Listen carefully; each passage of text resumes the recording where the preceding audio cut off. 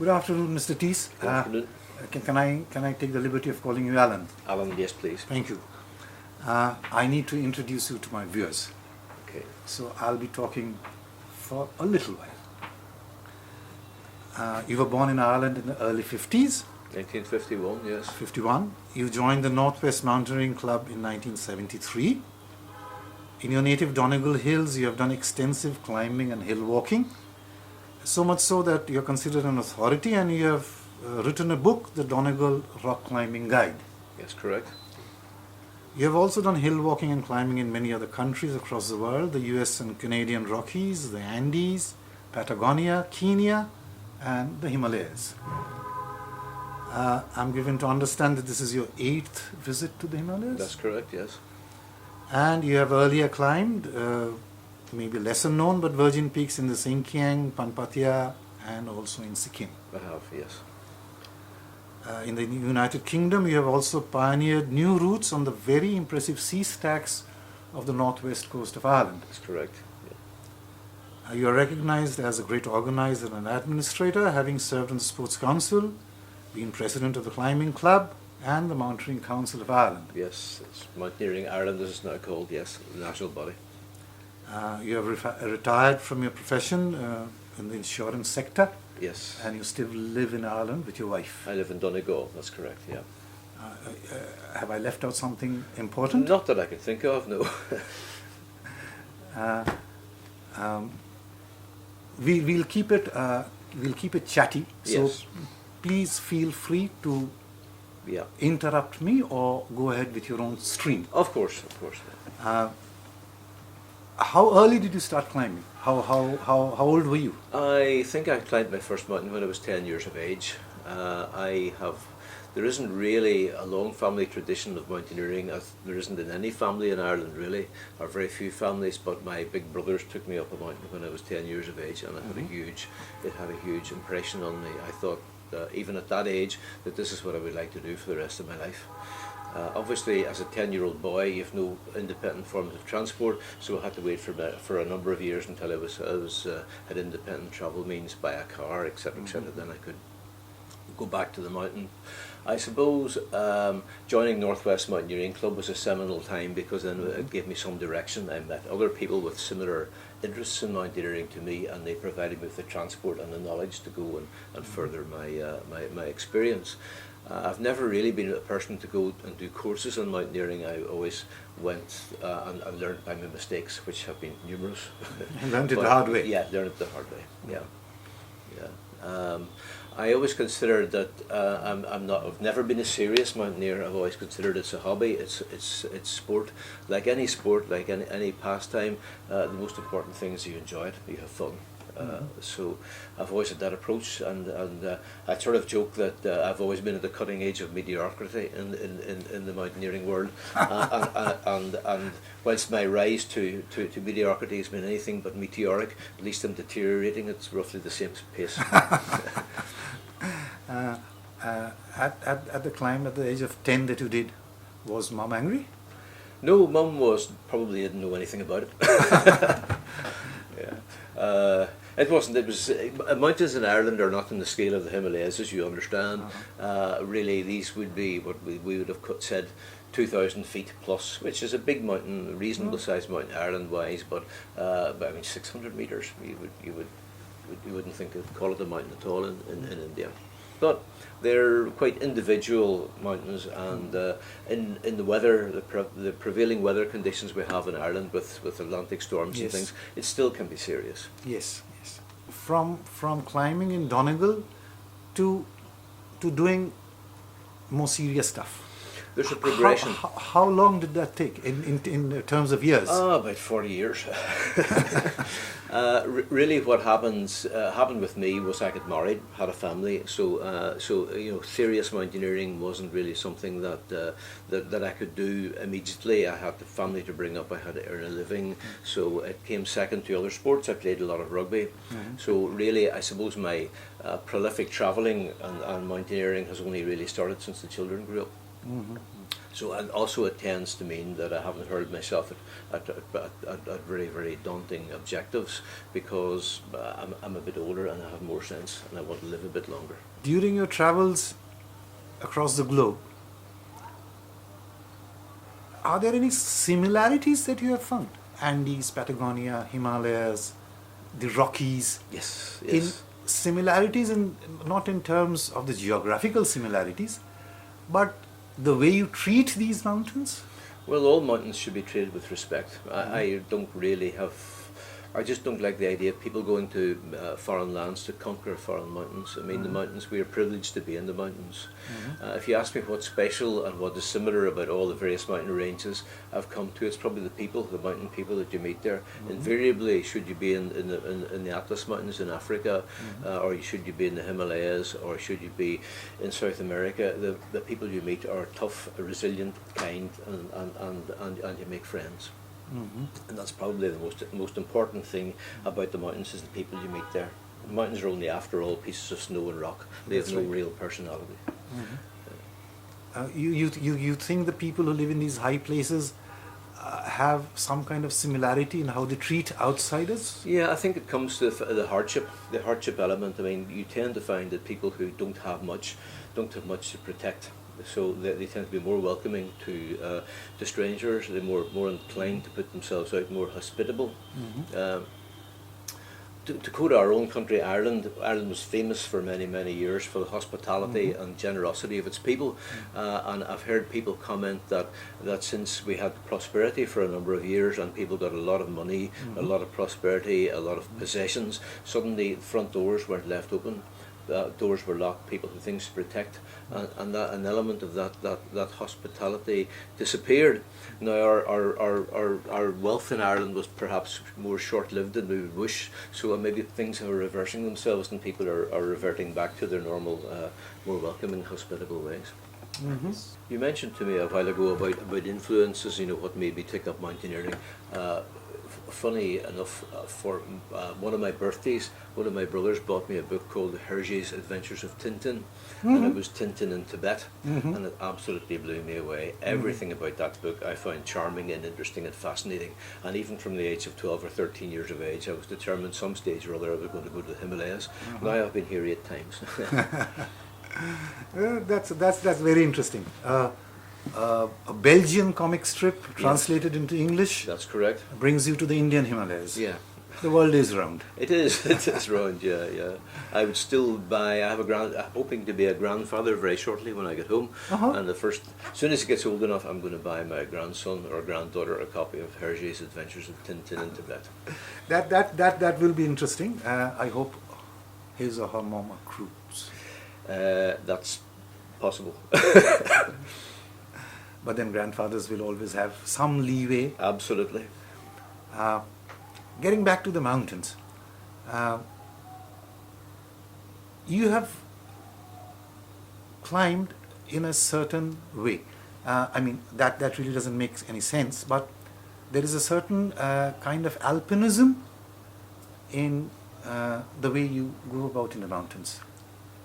How would you define that in your own particular case? Alpinism. I don't tend to look for the most difficult routes up a mountain. There are a lot of people who will pick the most difficult technical route in the Alps.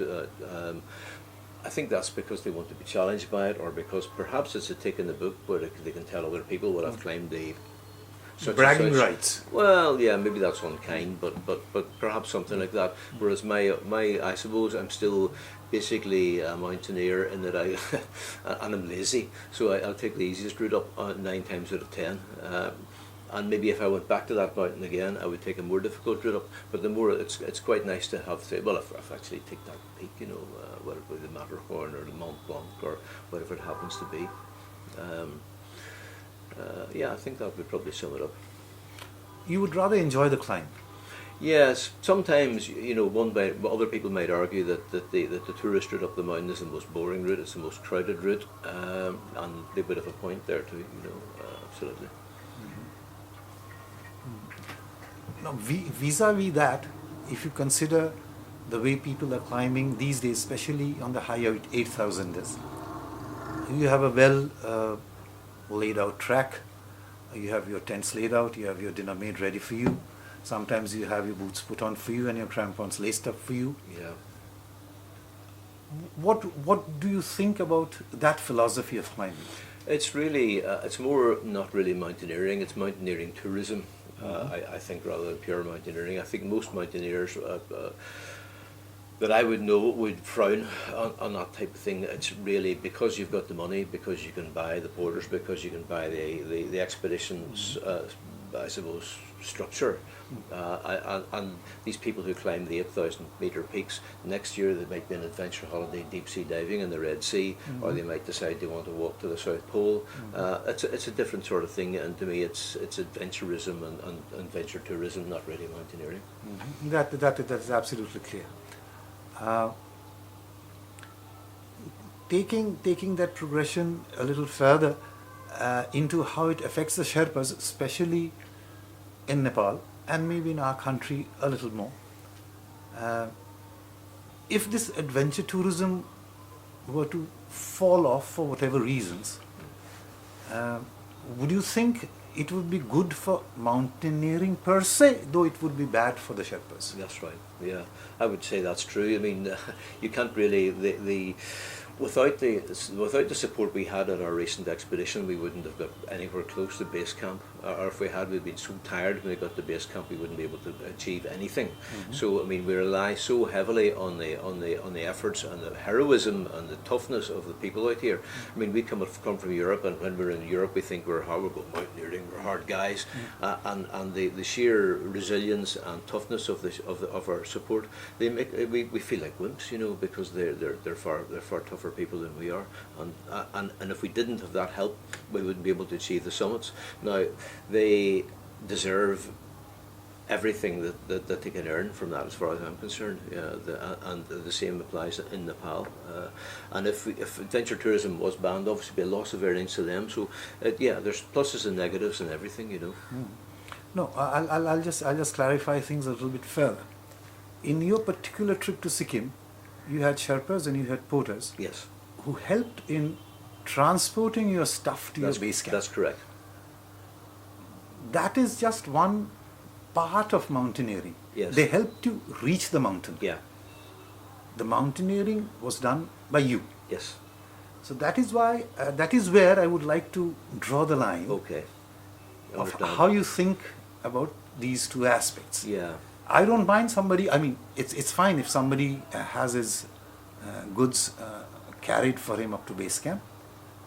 And then the porters leave and come back in a week's time and either take his things back and him back or his remains back, whichever. Yes. And whatever climbing has to be done by him. Yes. That's That I think would entail what mountaineering is all about. It would, and I mean, you also have to realise that we come from pretty much sea level. So we're travelling out there. Most people have only maximum 1 month's holiday, 30 days holiday. 30 days to do a serious climb. To climb and go back. One of the previous expeditions we did, we had to do the carrying ourselves. We couldn't find porters, so we spent 9 days load carrying, you know, up and down from camp to camp before we got the chance to climb anything. So that would eat in a lot to your 30 days vacation that you might have. So it's quite important for us to have that. Yeah, it's tough for us, and acclimatization isn't easy. You know, even to 6,000 meters when you come from living at sea level, right? 1 month is tight enough. You know. 1 month is tight. Yes. Yeah. This particular expedition to Sikkim. Tell us a little about it. Well, it was conceived on the back of an expedition to Tent Peak in Nepal, where my friend Raja, just before I left, passed a photograph of two peaks to me and said, "Would you be interested in those?" And I went, "Whoa, where's that?" And he said, "Sikkim, I'll talk to you about it later." So that fired off the interest. Maybe 2 years later, we came back with an exploratory expedition. Unfortunately, in my case, we'd just done the hard work, got to base camp, and I got a dental abscess. And I had spent 2 or 3 very painful days. Yeah, and I thought, I can't do this anymore. And I was also frightened that if I went higher, it would get worse. So I felt I had to leave the expedition, and that was a downer for me. It's the first time I've ever left an expedition early, and I really wasn't happy about it. So when the opportunity came to come back to Sikkim for another crack at the same area, I thought long and hard about it, but really, I mean, I had to go. It was worth it? Yes, absolutely. Really enjoyed it. Really, I suppose our last expedition was the objective was exploratory, and this time I got to do the exploring that I didn't really get to do the first time. And we had younger climbers who were fitter, I mean, than I was, and they managed to do some first descents. I mean, at 65, I'm getting to the stage now. It's just enough to be there and be able to do the things without having to summit. So I'm probably a lot more laid back about things than I used to be now. Tell us a little about the sea stack climbs that you have done. I have seen those photographs. They are fascinating. Yeah, it's not really, well, you said I've pioneered some sea stacks. It's really somebody else has done most of the sea stacks, but maybe I started the thing. The coast of Ireland is ravaged by Atlantic gales, and bits get broken off, and the sea gets behind bits of cliff, and these are sea stacks. Personally, I find that the rock, on the whole, is not very good, and the complications of getting there and getting back, and with the sea conditions, make it a very challenging prospect. I'm not a great swimmer, so the prospect of actually landing in the sea with half a ton of ironware around my waist, it's not very pleasant. I wouldn't swim far, and by the time you were sinking to the bottom, trying to unclip all these various bits of gear off your harness. So yeah, I got involved in a couple of the earlier on ones, including the two big ones in Glencolumkill, Tormore Island and Knocknamara, and I feel privileged that I was in the first descent of those. Tormore Island, I'm not absolutely sure whether we were on the first descent of it, because there's a legend that a guy went out there in 1800 and something or other to collect eggs, and he died, and the locals went out and buried him on the rock. Now, the only place they could have buried him on the rock would have been on the summit, because it's a steep-sided thing. But I am always impressed with the abilities of our forefathers. These guys would have been climbing on bare feet, out collecting eggs on the cliffs, and I would rule out the fact that they'd managed to get the body to the top of the sea stack and bury him. So it's dubious whether we had a first descent there or not. We could have been the first alive people on the top. What are these, seagull eggs? Seagull eggs, yes. It would have been particularly very important during the Great Famine in 1850. But anyway, in the 1800s there was a Great Famine, and people were starving, and they particularly collected seagull eggs and fished on the coast to stay alive. That was the year when the potato crop failed? That's correct. Yeah, several years. Yeah. This is your 8th visit to the Himalayas. Tell us something about the other places in the Himalayas that you've been to. Yeah. Panpatia and the Sinkiang. Well, the first trip I went to Annapurna, do the Annapurna circuit, and we picked 2 trekking peaks to do on the circuit. Now, again, being absolutely naive, the first trip to the Himalayas is always a sharp learning curve, and we thought we'd be able to do the Annapurna circuit and the 2 trekking peaks easily enough in a month. It didn't happen. We were unfortunate enough when we were on the first peak, Pasang, there was a terrible accident, which was a German party of 10 plus 1 Sirdar died in one accident when we were on the mountain, and it was the biggest single loss of life in Himalayan mountaineering history up until more recently. But we were the 3 Irish guys on the mountain with them at the time, so we got involved in the rescue, or in the not so much rescue, but trying to find out what happened to them. We went too high too fast, and we got sick, so we had to go down. So on the second one, we got to base camp, and it snowed for 2 or 3 days, and so we didn't get to climb any peaks. But I think I was sufficiently fascinated by the Himalayan culture to want to come back. Not even necessarily to climb, but just to be there and see the people and see the culture. And I haven't changed my mind about that. The second time I went on a commercial trip to with Doug Scott's outfit, Community Action Nepal, and we went to Everest Base Camp and climbed Island Peak, and then have had a number of expeditions with my friend Raja to Spiti, to the Garhwal, Pamparia, and now I guess I did one trek in Sikkim, and now 2 trips to the Zumtulfuk. You plan to come back again? Yes. Any particular area? No, maybe not Sikkim again because of the weather. Yeah, maybe somewhere dry like Ladakh or back to Spiti or Kinnaur. Haven't been there before. But I mean, there are so many places to visit in the Himalayas. It seems a shame to have come to Sikkim 3 times. When I haven't been there. Lots of other areas I haven't been to. But India, I understand, has got most of the Himalayas.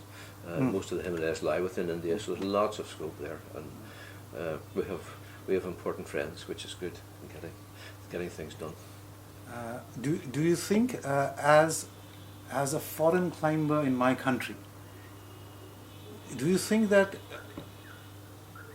we as a service provider for a client could help you better to achieve your mountaineering goals? Is there anything that we should do to make things life easier for you? I think the biggest problem with India for climbers is probably bureaucracy. In that there seems to be a lot of boxes to be red tape, and that could be.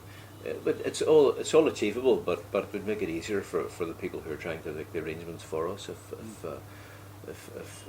the red tape was less. One thing amazes me, I suppose, in the Himalayas, if you take somewhere like a mountain range like the Alps, that's a longer tradition. Well, maybe not all that much longer tradition of mountaineering, but there is a huge mountaineering structure there. There are centres of mountaineering like Chamonix and Zermatt.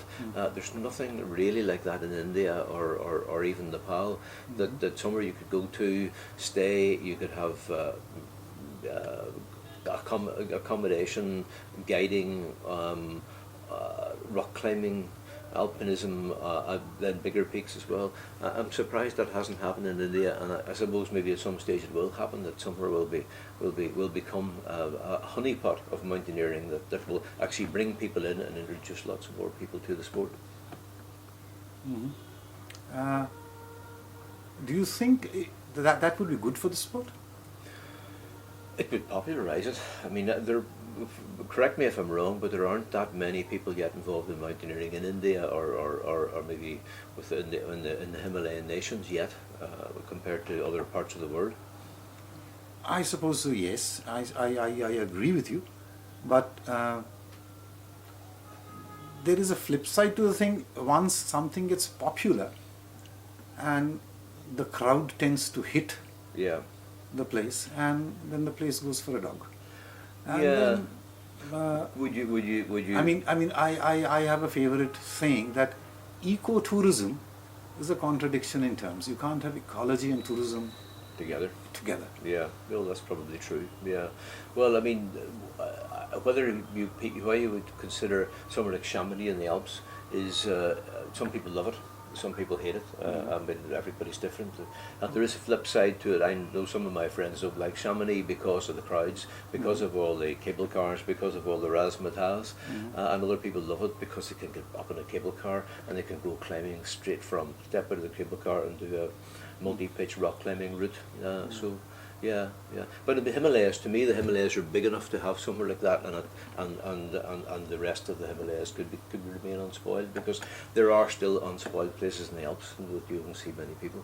We can have the best of both worlds. Yes, that's it.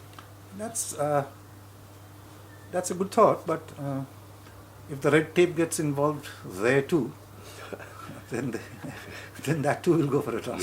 Yes, possibly. Yeah. How soon do you think you can come back again to the Himalayas? Or did you set yourself 2 years? I come back 2 years? Every 2 years. Every 2 years? Yeah. It takes me 2 years to get over the last trip. Is that because of your age? Or? It might be 3 years then.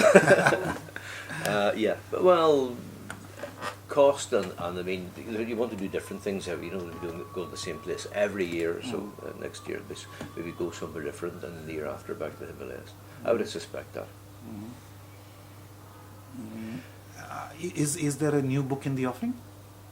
For me, Huh? well, there is, but it's only a very minor publication that I have. It's on rock scrambles in part of one half of Ireland, and it's hopefully. Well, I'll talk to the publisher when I get home. I've got a couple of emails to reply to, so maybe next year. You plan to write something about your Himalayan travels? Yes, maybe write a report for the Alpine Journal. No, a nice, good, proper book. Oh, a book? Oh, no, I haven't done anything notable enough, I think, to justify a book in my Himalayan trip. I don't think so, anyway. Maybe you might think differently, but I don't think I have. Lots of people have done amazing things in the Himalayas, and I wouldn't like to put myself in the same category as them.